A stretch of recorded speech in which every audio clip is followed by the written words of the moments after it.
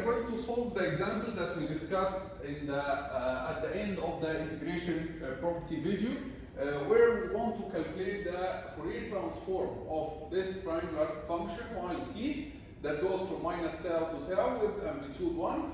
This function, by the way, is called the tri function. It's not a known function like the rect, like the sine, cosine, sin. It's called the tri. So tri t over tau, it goes from minus tau to tau and amplitude with amplitude 1. In some other textbooks, there is another definition for tri t over tau that it goes from minus tau over 2 to tau over 2. However, here in our course, we are going to stick to this definition, tri t over tau, it goes from minus tau to tau. In order to solve this, as we explained before, we can write y of t as an integration from minus infinity to t of another function. We'll call it x of s ds. And we use s here as a dummy variable because we cannot use t, because t exists in the limits of integration. So we have to use another dummy variable, and we couldn't also use tau because we already have tau here in the figure, in the original function. So we cannot use tau, we cannot use t, so we have to use any other symbol. So we choose s, where x of s, it looks like this. And I will leave the proof of this to you, like you can imagine it. X of s, it looks like this. Since the curve goes positive first, so you have to integrate something positive, okay, from minus tau.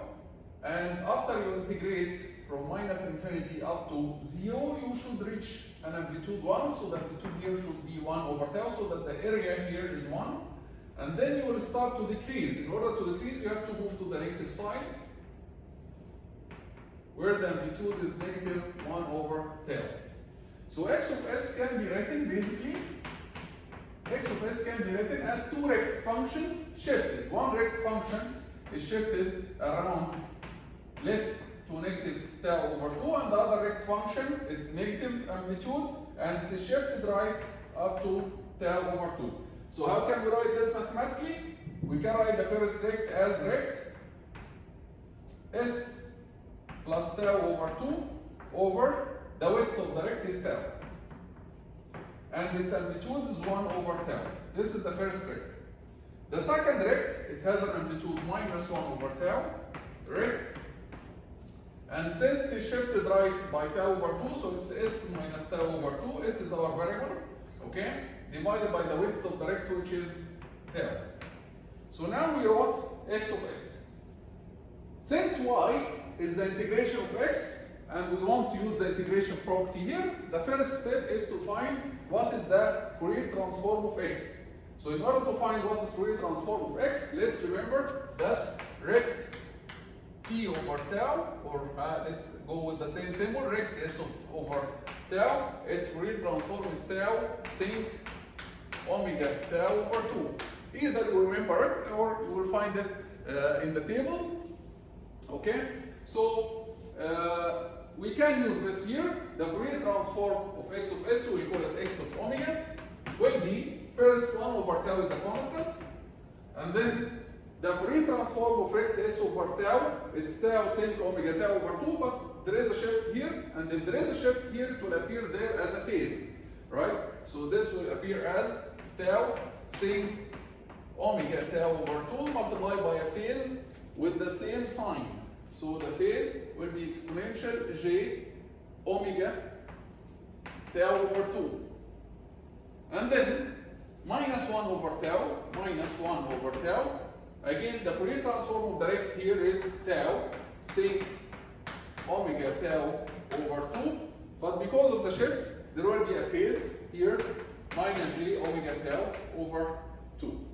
Now we can, tau will cancel with tau, tau will cancel with tau. We can take the sinc as a common factor outside. So sinc omega tau over 2.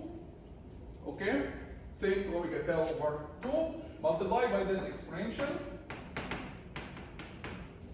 minus this exponential. This gives us what? This gives us J2. What's this, Shabab? This reminds us of sine, right? But we have to have J2 done here. So what we can do is we can divide by J2 and multiply by J2, right?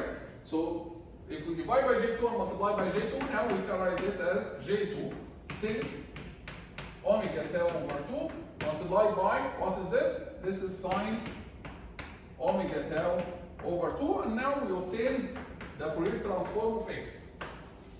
This is the Fourier transform of x. Now what is the relation between the Fourier transform of y and the Fourier transform of x? We know from the integration property that the Fourier transform of y equals the Fourier transform of x divided by j omega plus pi x of 0 delta omega, right? So what we will do here is we are going to divide x of omega over j omega. So y of omega will be x of omega over j omega. So j will cancel with j, and we'll get 2 over omega sin omega tau over 2 multiplied by sine omega tau over 2 plus pi x of 0. What is x of 0, by the way, here? X of 0, if you substitute 0, sine 0 is 0. So x of 0 will be 0, and hence this term will be 0. So plus 0. Because x of 0 is 0, right? So now, remaining is, we can write this as 2 sin omega tau over 2 sine omega tau over 2 divided by omega. And we know from the previous lectures that sine the variable over the variable, it gives you a sinc function. However, the argument inside the sine must be equal to the argument in the denominator. Here we have omega tau over 2, here we have omega only. So what we can do is we can multiply by tau over 2 here and tau over 2 here. Now we can write this as tau sin omega tau over 2 multiplied by, this is now sin omega tau over 2, which can be written as tau sin squared omega tau over 2, and this is the Fourier transform of the tri function. That's it for this example. We'll see you in the next video with more examples.